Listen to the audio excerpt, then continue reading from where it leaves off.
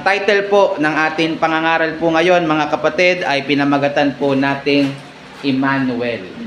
Emmanuel. So magsitayo po tayong lahat, mga kapatid, at tayo po ay babasa ng salita ng Panginoon. Ganito po ang sabi sa aklat ni Mateo, kabanatang 1, ang talata ay 23. Narito ang dalagay magdadalang tao at manganganak ng isang lalaki, at ang pangalang itatawag nila sa kanya ay Emmanuel, na kung liliwanagin ay sumasa atin ang Diyos.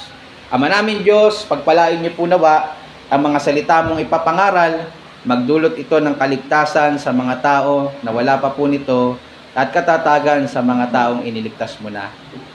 Maluwalhati lamang ang pangalan ni Kristo sa aming kalagitnaan, sa pangalan ni Jesus. Amen. Kakaupo na po kayo, mga kapatid. Naranasan nyo na po bang umattend sa isang birthday party? Sino po ba dito mahilig umattend sa birthday party? Naranasan nyo po bang umattend sa isang birthday party nang hindi nyo po kilala yung birthday celebrant? Yung tipong nagpunta ka kasi naimbita ka lang po ng iyong kaibigan na may kakilala po yung taong magba-birthday. At dahil po sa gusto mo ng free meal, syempre sino ba ang ayaw ng libre? E di sumama ka naman. Ngunit paglipas po ng ilang sandali, na-realize po ninyo kung gaano po nakakailang ang inyong sitwasyon. No, gamitin po natin ang ating imahinasyon. Nasa isa kang event, may birthday yan, tapos hindi mo kilala yung nagba-birthday. So napaka-awkward, nakakailang, hindi po komportable ang sitwasyon. Unang-una, hindi mo alam ang ireregalo mo kasi hindi mo naman kilala yung tao. Pangalawa, pagdating mo po dun sa birthday party, hindi mo alam kung sino yung babatiin mo ng happy birthday. O kaya naman, kung kilala mo na tabagtanong mo kung sino yung may birthday, nahihiya kang batiin yung may birthday kasi baka hindi kanya pansinin, or baka itanong niya, magkakilala ba tayo? No? Have we met before? Kung Amerikano yung close ba tayo? Saan kita nagkakilala? At pagka natanong sa'yo yon at wala kang maisip na isasagot, kundi sinama lang ako ng kaibigan mo, nakakilala ko din, o common friend, medyo nakakahiya yung sitwasyon, mga kapatid. At habang ikaw naman po ay nakaupo at sila ay nagbibigay ng mga matatamis at nakakatabang puso ng mga mensahe sa birthday celebrant, hindi po ba sa isang organized na birthday party, mayroon tatawagin na ilang mga tao, tapos magbibigay sila ng message doon po sa nagse-celebrate ng birthday. At sila po, interesadong lahat, nagtatawanan silang lahat, ina-admire nila kasi na-highlight doon yung mga good features, good characters ng meron pong birthday. Pero ikaw, hindi ka makarelate, busy-busy kang kumain ng menudo. Yan, mamaya naamoy ko yung menudo. Busy-busy ka kumain ng menudo, ano ba yun? Ba't ba sila nagtatawanan? Tapos, pag may sinasabi silang bagay na mahalaga o kapansin-pansin doon sa tao, parang wala ka naman pakialam kasi wala ka naman talagang pakialam doon sa tao, hindi mo naman siya kilala. Ano po? Masaya ka na lang po doon sa isang sulok habang kumakain ng tinadtad na lechon at may kapirasong salad, fruit salad, habang nasa bag mo yung plastic na ilalagay mo yung Sharon, Oy, mamaya walang magsha-Sharon, napaalala ko lang. Hindi, pwede naman, mga kapatid. Basta, siguraduhin mo na nating nakakain at nabusugan lahat. Amen po ba? Ayan. So, pwede mag-Sharon, basta nakakain lahat. Paalala lang po. So, habang nandoon yung plastic mo, kasi sinisecure mo yung hapunan mo mamayang gabi. Masaya ka na nun. Ano po?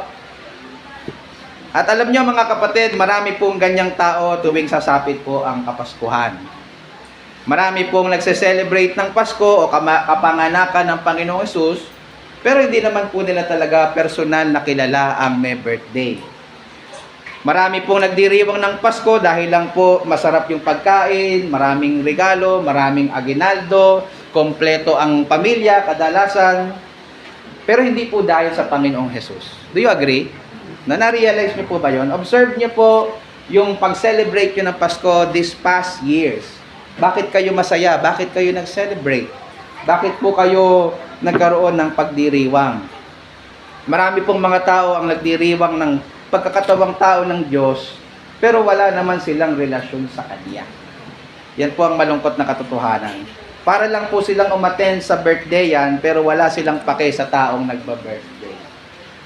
Kaya mga kapatid, sa pangangaral po na ito, gusto ko pong ipaalala sa inyo kung sino po ang sineselebrate natin tuwing aaraw po ng Pasko, at kung gaano po ang kanyang dakilang ginawa, kaya po tayo nagse-celebrate, kaya po tayo nagdiriwang. Bagamat iba-iba po yung opinion ng mga Bible scholars, kung kailan po talaga pinanganak ang Panginoong Hesus. May nagsasabing hindi December 25, may nagsasabing January, yung iba naman po ay March. So hindi na po natin pag-uusapan masyado yan. Pero isa po ang sigurado, ipinanganak ang Mesiyas. Ang isang araw, ang Mesiyas tumapak sa lupa at nagkatawang tao ang anak ng Diyos. At isa po ang layunin mga kapatid upang tayong lahat na mga sasampalataya, bagamat makasalanan, ay kanyang tutubusin. So sino po ba ang Panginoong Hesus na atin pong pinagdiriwang tuwing sasapit po ang Kapaskuhan? At ano po ang ginawa niya na karapat-dapat po nating i-celebrate this coming December 25? And in fact, if you are a believer, hindi lang ikaw dapat nagse-celebrate nito every December 25. Ito ay palagi mong selebrasyon kahit sa iyong regular na buhay o personal na buhay. Ang Panginoong Hesus ay nagkatawang tao para sa iyo. So yan po yung gusto nating diinan sa mga oras po na ito.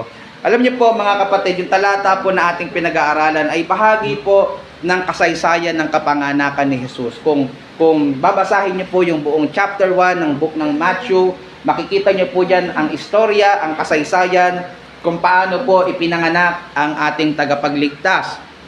Makikita niyo po sa context na matapos pong sabihin ni Mateo ang genealogy o yung lahi ni Jesus in verses 1 to 17, kanya naman pong isinaysay o ikinuwento kung paano po siya ipinanganak pagdating po doon sa verses 18 hanggang 25. At makikita po natin dito na ang Birheng si Maria na ina ni Jesus sa laman ay nagdalang tao sa pamamagitan ng kapangyarihan ng banal na espiritu. So hindi po sila nagkaroon ng contact ni Jose. In fact, engaged pa lang po sila. Bagamat nung panahong iyon, napakasagrado na ng engagement para na kayong mag-asawa. Kapag nahuli kang nangalunya kahit hindi pa kayo kasal, ang kaparusahan po noon ng araw ay kamatayan. Babatuhin ka hanggang sa ikaw ay mamatay. Ganun po yun. So, hindi pa po sila kasal, hindi pa po sila nagsasama sa isang bubong, natagpuan ni Jose na nagdadalang tao si Maria. Matapos po ng pangyayari yon, mga kapatid, mababasa nyo dyan, na tinangkang iwanan ni Jose ng tahimik si Maria. Hindi dahil na-offend siya sa ginawa ni Maria, kundi dahil napakatuwid na tao ni Jose. Gusto niyang iligtas si Maria sa tiyak na kapahamakan na daranasin niya dahil siya'y natagpuang nagdadalang tao bago pa sila magsama ni Jose. So alang-alang sa kaligtasan ni Maria, tahimik na umalis si Jose. Ngunit sa isang pagkakataon, may isang anghel na nagpakita kay Jose at sinabi sa kanya na ang dinadala ni Maria ay hindi produkto ng taong nagsama sa isang bubong, kundi produkto ng kapangyarihan ng Espiritu Santo. Siya ang Kristo na magliligtas sa kaniyang bayan. At sinabi din po ni Mateo na ang pangyayari pong ito, mga kapatid, sa kasaysayan ay hindi po nagkataon lamang, hindi po ito isang aksidente lamang. Ito po ay matagal na pong prinopesiya ng banal na kasulatan sa Lumang Tipan. Ilang daang taon na po ang nakakalipas sa pamamagitan ni Propeta Isaiah. In fact, if we will go sa Genesis chapter 3 verse 15, kung saan sinasabi na ito ang proto-evangelion, ito po ang unang ebanghelyo na ipinahayag sa tao. Makikita natin doon na ang binhi ay ipapanganak ng isang babae na dudurog sa ulo ng ahas. So matagal na po itong plano ng Diyos. So ito po yung pinopesiya na as early as the Old Testament. At dito po makikita natin sa umaga pong ito kung sino po talaga ang pinopesiyang binhi na ito. Sino po talaga ang Kristo at kung ano po ang kanyang ginawa para sa mga makasalanang gaya po natin. At meron lang po akong dalawang katotohanan na gusto ko pong ibahagi sa inyo tungkol sa Mesiyas na dahilan kung bakit po tayo mayroong ganitong Christmas celebration. Yung una po ay pinamagatan ko pong ang kalikasan ni Jesus. Ang kalikasan ni Jesus. Sino po ba ang Panginoong Jesus? Ayon po sa talatang ating pinag-aaralan ngayon in Matthew chapter 1 verse 23. At alam ko mga kapatid na kung kayo ay nakikinig sa aking mga pangangaral nitong mga nakaraan, ay hindi po minsan na naituro ko po sa inyo kung sino po ang Panginoong Hesukristo sang-ayon sa Biblia. Kung paano ang ating Panginoong Hesukristo ay unique sa atin sapagkat siya ay mayroong dalawang kalikasan. Siya po ay tunay na Diyos at siya rin po ay tunay na tao.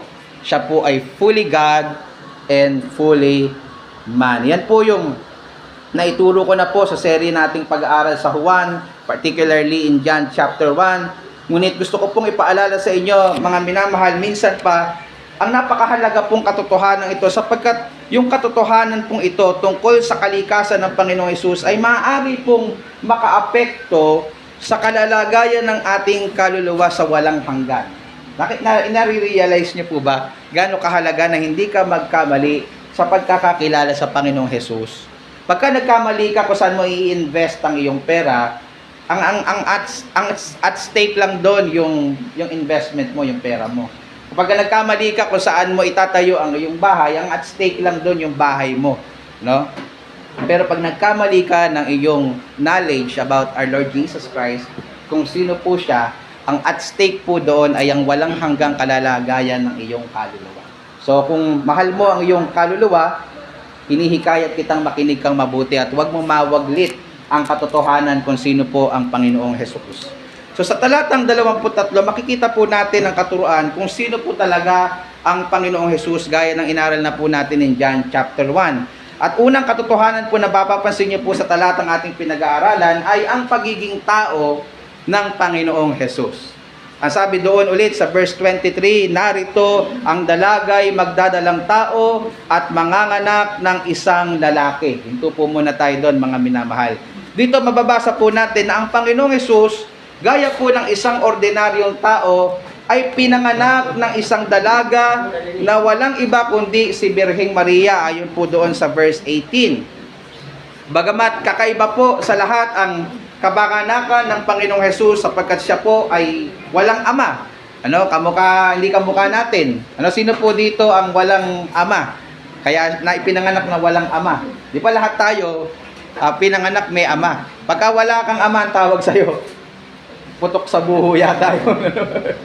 Pero lahat tayo mayroong ama, hindi po ba? So kakaiba lang, doon lang tayo nagkaiba sa Panginoong Hesus sa bahaging iyon bilang tao. Ang Panginoong Hesus, wala po siyang biological father, wala siyang tatay sa laman. Siya po ay ipinanganak ng isang birhen na si Maria sa pamamagitan ng kapangyarihan ng banal na Espiritu. Si Jesus po ay ipinanganak gaya ng isang ordinaryong tao. At kung itutuloy pa po natin ng basa sa buong gospel accounts, pag sinabing gospel accounts, Matthew, Mark, Luke, and John, yung first 4 books ng Bagong Tipan, makikita po ninyo doon yung iba pang mga aspects ng pagiging tao ng Panginoong Hesus. In fact, kung babasahin lang natin yung book ng Matthew, marami na po tayong makikitang katunayan dyan na ang Panginoong Hesus talaga ay tunay na tao. Siya po'y may lahi gaya ng tao. In verses 1 to 17, makikita nyo dyan, Trinay Subak, paano nagsimula ang lahi ng Panginoong Hesus hanggang siya po ay na-trace na nasa linya ng lahi ni Haring David. Di po ba? Sapagkat ang Mesiyas, ipinopesiya na ipapanganak siya sa lahi ni Haring David. So, may lahi po siyang tao. Kung tanong si Kuya Pando, ano po ba ang apelyido niyo, Kuya Pando? Orgaya. Ang lahi ni Kuya Pando, lahi ng Orgaya. Mga taga Bicol? Ayan, mga taga Bicol. Ang Galman naman, karamihan na sa Malolos, di ba daddy? Nasa Malolos yung ating lahi. Yan, yung lahing magagandang lalaki nasa gawing mabalas-balas. Sa Purok Dos. Hindi po. Ayan, so may lahi po na tao ang Panginoong Hesus. Siya po'y lumaki gaya ng isang tao. Kung paano ang sanggol na buhat-buhat ng aking kapatid na si Abby ay eventually lalaki, Lord willing, ang Panginoong Hesus mula sa pagkasanggol lumaki. Siya po'y lumaki gaya ng tao. Siya po'y tinukso ni Satanas gaya ng tao ayon sa chapter 4. Siya po'y nagutom gaya ng tao according sa chapter 4 verse 2. Biruin nyo, apat na pong araw, 40 gabi hindi kumain ng Panginoong Hesus. Kahit sinong tao hindi magugutom. Ano, ako nga lang hindi makakain ng hapunan eh. Nabukasan eh, gutom na ako, no? So nagutom po ang Panginoong Hesus gaya ng isang tao. Siya'y natulog gaya ng tao according sa chapter 8 verse 24. Siya po ay nasugatan, namatay gaya ng tao. Matthew 27 verse 50. Lahat po ng kalikasan ng tao, taglay po ng ating Mesiyas, maliban lang po sa pagiging makasalanan. Sapagkat banal, hindi nagkasala ang ating tagapagligtas kahit po sa kanyang salita. So, siya po ay tinuturo ng banal na kasulatan bilang isang tunay na tao. Hindi po siya isang hologram. Alam niyo po ba yung hologram? Yung parang mukha lang tao pero hindi talaga tao.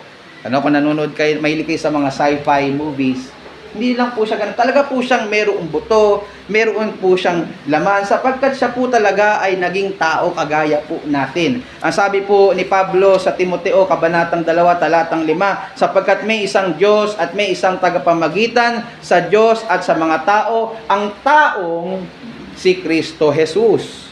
At pag-aralan na po natin in John chapter 1 verse 14, na sinabi po doon na ang Panginoong Hesus ay tunay na nagkatawang tao. Ang sabi doon, and I quote, at nagkatawang tao ang berbo at tumahan sa gitna natin. So bilang mga Kristiyano, mga minamahal, hindi po natin itinatanggi na ang Panginoong Hesukristo ay tunay na tao.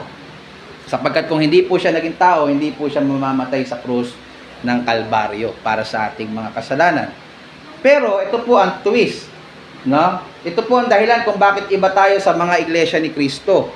Sapagkat hindi po doon nagtatapos yung ating pong paniniwala kung sino po ang ating Panginoong Hesukristo. Hindi lang siya basta isang tao, kundi po siya ay pinapakilala ng banal na kasulatan na bagamat siya po ay nagkatawang tao, nananatili po siya bilang isang Diyos. Ano po ang batayan natin ng ating paniniwalang iyan, mga kapatid? Balikan po natin yung ating teksto sa talatang 23 ng kabanatang 1 ng Mateo. Ang sabi po doon, narito ang dalagay magdadalang tao at manganganak ng isang lalaki at ang pangalang itatawag nila sa kanya ay Emmanuel, na kung liliwanagin ay suma sa atin o kasama natin ang Diyos.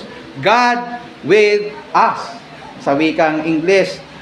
So dito makikita po natin na ang pangalang propesiya na itatawag sa Mesiyas ay Emmanuel. So dito po nanggaling yung ating titulo, mga kapatid. At pinaliwanag din po ni Mateo ang ibig sabihin po ng pangalang ito. Ito daw po ay may ibig sabihin na suma sa atin ang Diyos o kasama natin ang Diyos. Take note, mga kapatid, hindi po sinabi ng talata na suma sa atin ang tao.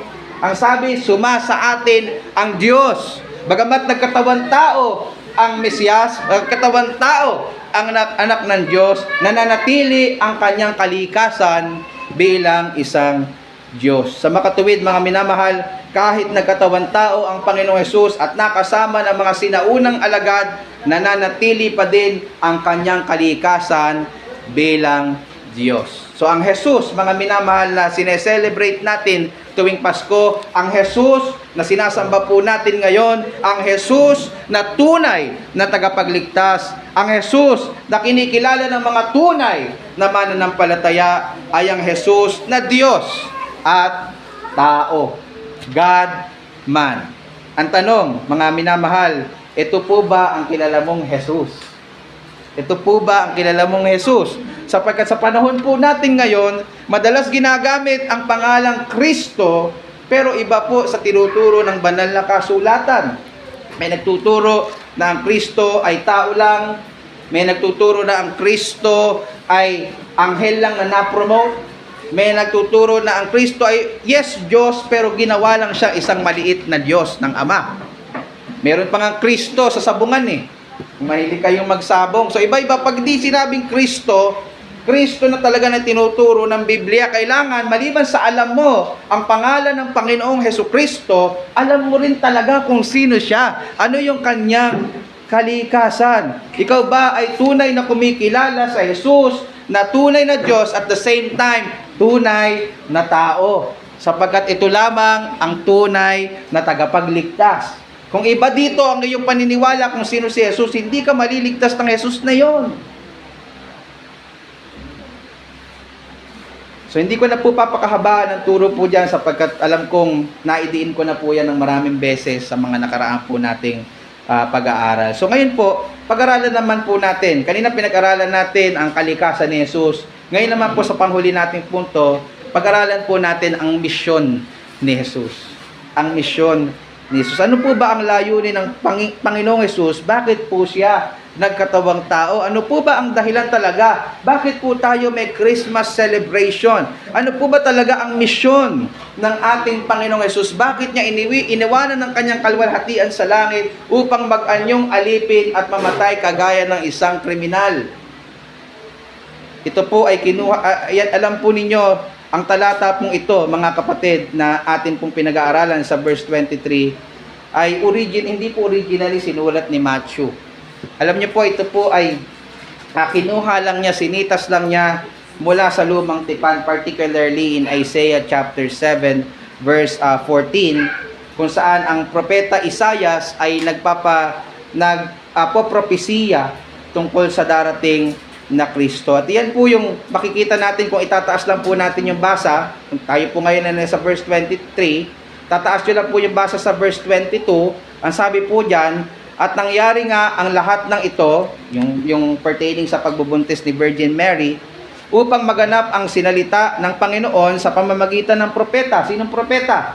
Propeta Isaias, na nagsasabi, narito ang dalagay magdadalang tao at manganganak ng isang lalaki, at ang pangalang itatawag nila sa kanya ay Emmanuel, na kung liliwanagin ay sumasa atin ang Diyos. So para po mas maunawaan natin, mga minamahal, ang layunin po ng pagkakatawang tao ng Mesiyas, mahalaga pong balikan natin yung mga kaganapan noong pinopesiya ito ni Propeta Isaias. Bigyan ko lang po kayo ng konting background ng Isaiah chapter 7. Ano po ba yung nangyari? Bakit umabot si Prophet Isaiah na i-prophesy na ang tagapagligtas na darating ay ipapanganak ng isang birhen?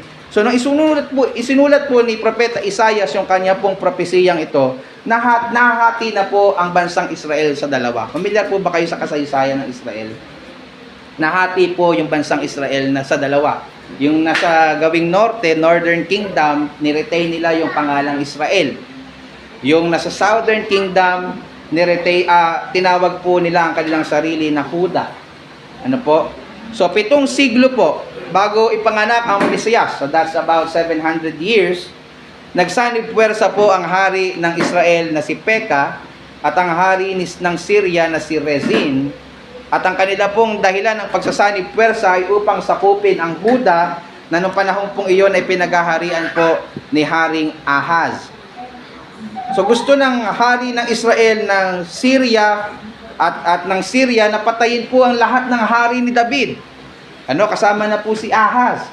Patayin lahat, walang itira sa lahat ng hari ng Huda, lahat ng hari ng David, at gusto nilang maglagay ng sarili po nilang hari doon po sa lugar ng Huda. Bagay na kinatakot po ni Ahaz na hari po ng Huda. Kaya ipinadala po ng Diyos si Propeta Isaias para palakasin ang kanyang loob at sabihin na hindi magtatagumpay ang maitim na balak ni Peka at ni Rezin. At ang isang senyales na hindi magtatagumpay ang kanilang balak ay ipapanganak pa din ang Mesiyas sa isa sa kalahi ni David isa sa kalahi ni David ay manganganak ng isang birhen at tatawagin siyang Emmanuel. Yan po yung nasa Isaiah 7 verse 14.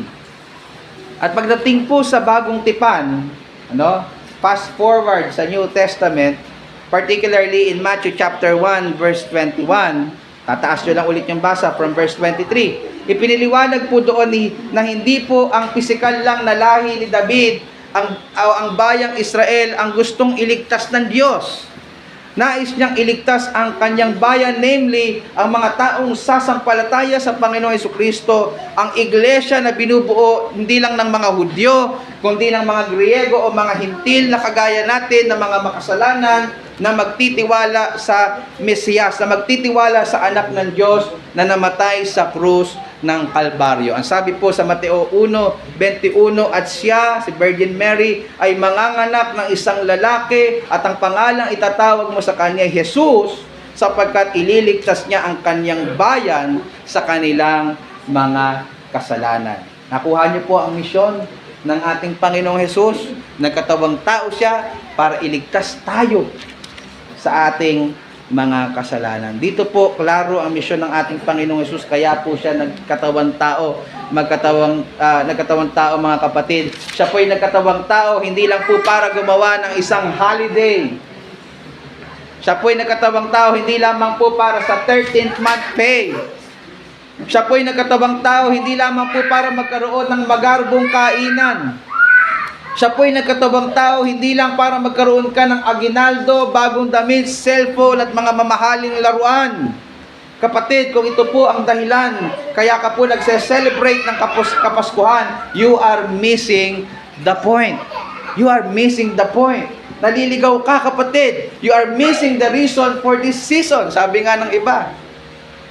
Ang sabi ng talatang 21, kaya nagkatawang tao si Jesus ay para iligtas tayo sa ating mga kasalanan.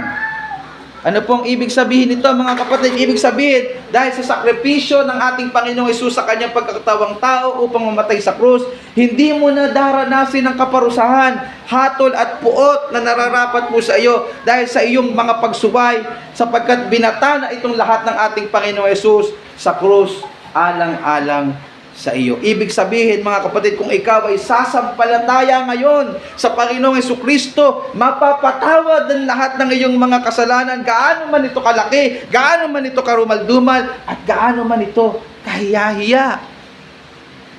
Yan po ang magandang balita, mga minamahal. At hindi lang po iyon. Iyo pong matatamasa ang lahat ng pagpapala na kalaan para sa mga taong iniligtas ng Diyos. Ang sabi po ni William Hendrickson, commenting on this verse, and I quote, "One cannot be saved from something without also being saved for something. True happiness, the peace of God that transcends all understanding, freedom, joy unspeakable and full of glory, answered prayers, effective witness bearing, assurance of salvation, etc." I can add more sa list, pero napakadami pong pagpapalang kaakibat matapos po tayong iligtas ng ating Panginoong Hesus. Ayon po kay William Hendrickson, hindi lang po tayo niligtas para makaiwas sa mga kabayaran ng kasalanan, kundi upang maranasan din po natin ang mga pagpapalang kaakibat po nito, yung tunay na kaligayahan. Hindi po ninyo matatagpuan ang tunay na kaligayahan sa pagpapakasasa ninyo sa mga kasalanan sa sanlibutan. Alam niyo po ba yon, mga kapatid? Kahit gaano mo patayin ang iyong katawan sa paggawa ng masasarap na kasalanan, hindi ka pa rin liligaya sa buhay. Sinasabi ko po sa inyo. Naranasan na po ito ni Haring Solomon. Biruin nyo, 1,000 mahigit. 1,000 ang kanyang asawa, pwede pa ikabit. Pwede pa yung... biruin mo, imagine ko nga yun eh. Kung 360 sa isang taon, kailan pa kaya niya yung asawa niya? Tapos napakayaman niya. Pero ano sabi ni Haring Solomon sa Ecclesiastes? Walang kabuluhan. Walang kabuluhan ang lahat ng mga bagay. Kapatid, kahit maranasan mo ang anumang yaman sa mundo, gaano ka maging successful, ikaw na pinakamatalinong tao, ikaw na pinakagwapo, ikaw na lahat. Kung wala ang Panginoong Hesus sa buhay mo, hindi ka makakasumpong ng tunay na kaligayahan. Pero sa kabilang banda, kung ikaw man ay wala ng lahat ng mga binanggit ko, pero nasa iyo ang Panginoong Hesus, ikaw ay maligaya, ikaw ay sapat sa iyong buhay, ikaw ay wala nang hahanapin pang iba. Sapagkat si Jesus ang lahat-lahat sa iyo. Si Jesus ang tunay na pupuno sa buhay mo. Si Jesus ang tunay na kaligayahan sa puso ng makasalanang tao. Tunay na kaligayahan, kapayapaan na hindi kayang maunawaan ng payak nating isipan. Ano? Kasama po yan. Di po ba kayo nagtataga bilang mga mananampalataya? Ang dami niyong problema eh. Di ba? Ang dami niyong babayarin. Ang dami niyong problema sa pamilya. Pero bakit kapayapa? Hindi po yan dahil sa sarili mong galing, kundi dahil sa Panginoong Hesus. Kalayaan mula sa kabayaran ng iyong mga kasalanan at kapangyarihan nito. Walang mapagsidlang kagalakan, panalangin may kasagutan. Dahil anak ka ng Diyos. Kung ikaw ay mananalangin ayon sa kanyang kalooban, makakaasa ka na meron kang kasagutan sa inyong panalangin. Yung pagiging epektibo mong saksi at kasiguraduhan sa kaligtasan at marami pa pong iba, mga minamahal. Lahat po ng ito, maliban sa kaligtasan ng iyong kaluluwa, lahat ng pangako na nakalaan para sa mga anak ng Diyos sa banal na kasulatan ay pwede mong i-claim. Pwede mong yakapin na parang iyo talaga, sapagkat ito'y para sa iyo dahil sa Panginoong Hesus. Kaya naman po, may dahilan kung bakit magdidiwang tayo, hindi lang po tuwing araw ng Pasko, kundi maging sa habang buhay na tayo nabubuhay sa sanlibutan. Makakapagdiwang ka ng Pasko kahit wala kang 13th month pay. Amen? Sino po walang 13th month pay? Ako lang po ba? O kaya sabi ni Kuya, may 13th month pay ka nga pero parang dumaan lang. Wala na. Wale. Makakapag-celebrate ka pa rin ng Pasko. Alam niyo mga kapatid, kahit wala kang bagong damit o kaya wala kang regalong natanggap, nagregalo ka sa lahat pero walang nagregalo sa iyo.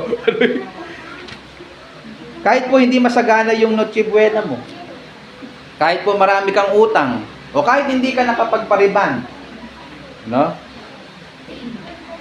Kahit kulang po yung inyong pamilya sa darating na Kapaskuhan, kahit ano pong sitwasyon mo sa buhay mo ngayon, kung ikaw ay sumampalataya kay Kristo, meron ka ng lahat ng espiritual at eternal na pagpapala na hindi kayang tanggapin o hindi mo kayang makuha sa sanlibutan. Can you imagine that? Do you realize that? Higit ka po mapalad kaysa sa hari o sa sino mang tao sapagkat ikaw ay tumanggap ng pagpapalang hindi kayang bilhin pagsama-samahin man po ang lahat ng kayamanan sa mundo.